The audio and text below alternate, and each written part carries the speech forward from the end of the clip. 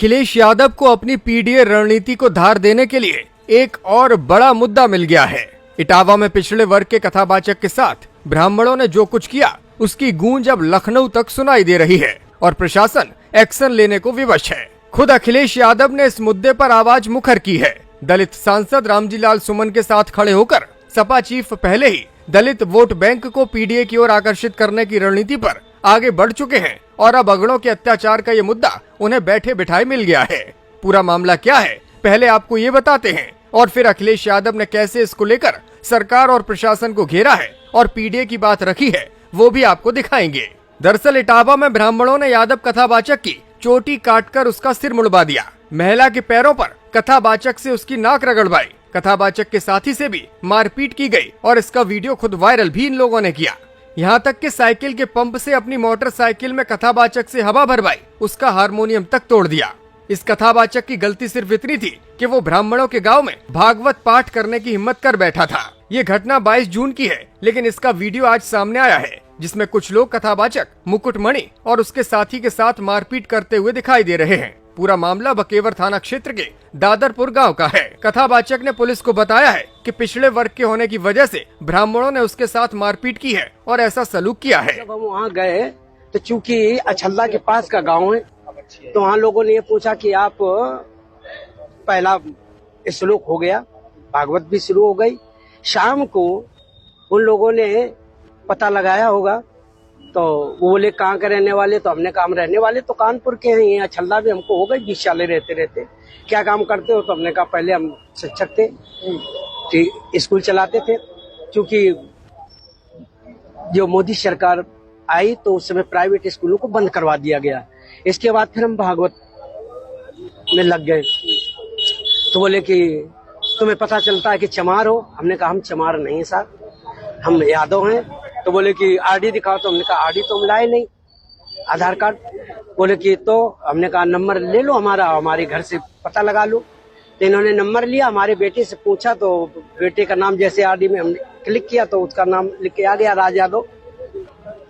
इन्होंने कहा कि साले ये 103 देरी है यहाँ पे ब्राह्मणों के गाँव में, तुम यादव होकर के चमार होकर के यहाँ भागवत कहने आए हो। और इन्होंने बहुत हमें मारकूट करना शुरू कर दिया। रात भर इन्होंने बहुत टॉर्चर किया सर, यहाँ तक कि हमारे बाल काट दे। और जो परीक्षित बना था, परीक्षित की मैडम से इन्होंने मूत्र, बोले भाभी आप अपना मूत्र ले आओ, उसे मूत्र से हमारे ऊपर छड़का इन्होंने। बोले ये अब पवित्र हो गए, ब्राह्मण के ये मूत्र तुम्हारे ऊपर पड़ गया, अब तुम पवित्र हो गए, अब बताओ। अच्छा तो ये तुमसे पैर क्यों छुआए गए? पैर इसलिए छुआए गए कि तुम यहाँ पे संकल्प करवाया तो आपने हमारी भाभी से, हमारी जो है ये ब्राह्मणी है, इससे आपने पैर छुआया। हमने कहा पैर हमने नहीं छुआया, हम तो वैसे भी पैर नहीं छुआते। हमने ये कहा कि ठीक है ठीक है ठीक है।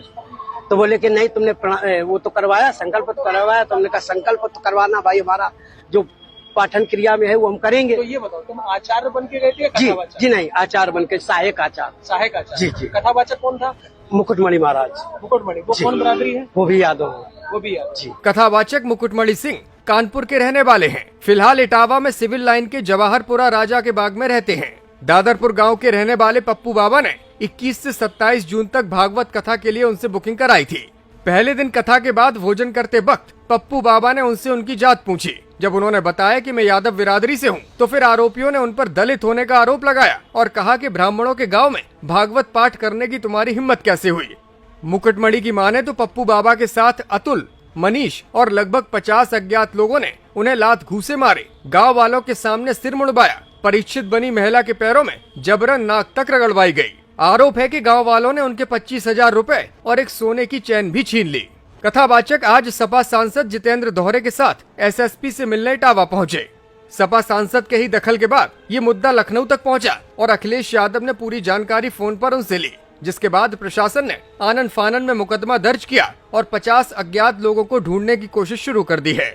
सपा सांसद जितेंद्र दोहरे का कहना है कि भागवताचार्य और उनके सहयोगियों के साथ जो व्यवहार हुआ है वो अमानवीय और संविधान के खिलाफ है। 2 दिन हो गए थे शुरू किए हुए, उसके बाद उन्होंने जात पात पूछी कि आप किस जात के हैं, तो उसमें एससी समाज के भी लोग थे, उसमें बैकवर्ड समाज के भी लोग थे। तो उन्होंने फिर उनको मारा पीटा ही नहीं, उनका बहुत ही ज्यादा शोषण किया। इस पूरे मामले को लेकर अखिलेश यादव ने देर शाम ट्वीट किया। उन्होंने लिखा कि इटावा के बकेपुर इलाके के दांदरपुर गांव में भागवत कथा के दौरान कथावाचक और उनके सहायकों की जाति पूछने पर पीडीए की एक जाति बताने पर कुछ वर्चस्ववादी और प्रभुत्ववादी लोगों ने अभद्र व्यवहार करते हुए उनके बाल कटवाए, नाक रगड़वाई और इलाके की शुद्धि करवाई। हमारा संविधान जातिगत भेदभाव की अनुमति नहीं देता है। ये व्यक्ति की गरिमा और प्रतिष्ठा से जीवन जीने के मौलिक अधिकार के विरुद्ध किया गया बड़ा अपराध है। सभी आरोपियों की तत्काल गिरफ्तारी हो और यथोचित धाराओं में मुकदमा दर्ज किया जाए। अगर आगामी 3 दिनों में कड़ी कार्रवाई नहीं हुई तो हम पीडीए के मान सम्मान की रक्षा के एक बड़े आंदोलन का आह्वान कर देंगे। पीडीए के मान से बढ़कर कुछ भी नहीं। भागवताचार्य के साथ रहने वाले इस व्यक्ति ने भी अपनी पीड़ा मीडिया के सामने रखी है। और उन्होंने कहा हमें ब्राह्मण वक्ता चाहिए, तो मैंने कहा ये तो तुम पहले सोच लेते। चोटी हमारी काटी, पहले हमारे आचार्य जी की काटी, फिर हमारी चोटी काटी और बजरंगबली के जयकारे लगाए।